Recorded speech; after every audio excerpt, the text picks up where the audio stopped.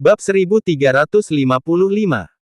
Saat itu, di sebuah hutan kecil yang tidak jauh dari halaman, Adril mendengar suara teriakan marah yang datang dari dalam halaman, dan melihat satu persatu anggota tim penegak hukum yang berbaris masuk menuju halaman tersebut. Adril pun sudah bisa menebak apa yang akan terjadi selanjutnya. Kemudian, dia menatap Daniel dengan ekspresi aneh dan berkata, "Pak Daniel, sepertinya dia ingin membunuhmu. Jangan sok bijak. Aku datang untuk menyelamatkanmu." Daniel menjawab dengan bingung, "Keluarga Dumin setiap tahun menyumbang banyak uang untuk akademi. Kamu malah mencabut ginjal Ivan. Kalau aku nggak ambil tindakan, itu nggak bisa dipertanggungjawabkan. Terpaksa aku harus membunuhnya, ini semua demi menutupi kesalahanmu. Padahal, dia sebenarnya tidak berniat membunuh orang. Yang kamu bunuh itu adalah mata-mata yang seharusnya aku latih." Namun saat itu, dia hanya bisa menghela napas dan berkata, "Baiklah, kalau sudah dibunuh ya sudah, tapi aku sarankan kamu untuk membunuh Dylan juga, setidaknya tuntas sampai ke akar masalahnya." Daniel memandang Adril dengan tatapan tajam dan hampir ingin menamparnya. Keluarga Dumin setiap tahun menyumbang uang, mengirimkan anak-anak mereka untuk belajar, tapi sekarang semua orang mati. Kamu ini, bisa tidak sedikit lebih manusiawi. Leo benar-benar paranoid banget. "Tahu kenapa aku menyelamatkanmu?" tanya Daniel. Dia menekan emosinya dan memandang Adril. "Karena warisan darah iblis. Sepertinya leluhur keluarga Buana Silegan yang menyuruhmu untuk mencari aku," balas Adril. Setelah mendengar nama Legan disebut, Adril langsung menyadari bahwa Legan sedang mencoba memberinya sebuah kebaikan dan utang budi. Sebagai seorang murid Akademi Arjuna yang telah menyelamatkan Daniel, sudah pasti akan ada keuntungan baginya. Tanpa banyak bicara, Adril langsung memberikan sebuah resep pil matahari murni kepada Daniel. Daniel terkejut menerima resep itu dan berkata, "Begitu cepat."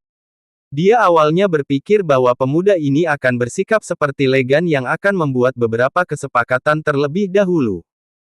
"Aku tidak seperti leluhur dari keluarga Buana," Adril berkata dengan tulus, "aku orangnya baik hati, suka membantu. Kalau orang lain kesulitan dan aku bisa membantu, aku akan membantu." Daniel semakin bingung melihat Adril. Setelah itu, dia melanjutkan berkata, "Nada bicaramu seperti Legan dulu. Kamu benar-benar bukan keturunan dari keluarga Buana. Aku Marga Lavali, bukan Buana. Kalau bukan kenapa panik? Tapi kalau dipikir-pikir, kamu dari Sageru dan aku rasa Legan itu nggak akan tega membuang keturunannya ke tempat seperti Sageru." Daniel semakin bingung. Adril malas berbicara lebih jauh dengan Daniel, lalu berbalik untuk pergi. "Tunggu, ada apa lagi? Kamu dari Sageru?" Daniel berpikir sejenak dan berkata, "Apakah kamu mengenal Adril yang belakangan ini terkenal di sana?" Adril terkejut sejenak, lalu bertanya dengan ragu, "Dia pernah buat masalah dengan kamu?" "Dia memang banyak membuat musuh, apakah salah satu dari mereka ada kaitannya dengan Daniel?" "Lebih kepada masalah yang ada hubungan dengannya," jawab Daniel. Berbicara tentang ini, pandangan Daniel sedikit berubah dan ada rasa keheranan yang samar. Adril semakin penasaran dan segera bertanya, "Ada cerita?" "Ya." Daniel baru saja hendak mengatakan sesuatu, tetapi tiba-tiba wajahnya berubah muram dan berkata dengan marah, "Kamu ini sedang mendengarkan cerita atau apa? Lakukanlah apa yang seharusnya kamu lakukan." "Kenapa tiba-tiba dia jadi marah begitu?" Adril mendengus. Tanpa berkata banyak, dia berbalik dan pergi. Lagi pula, dia sekarang tidak membutuhkan apapun dari Daniel. Untuk saat ini, tidak ada kebutuhan untuk mengungkapkan identitasnya.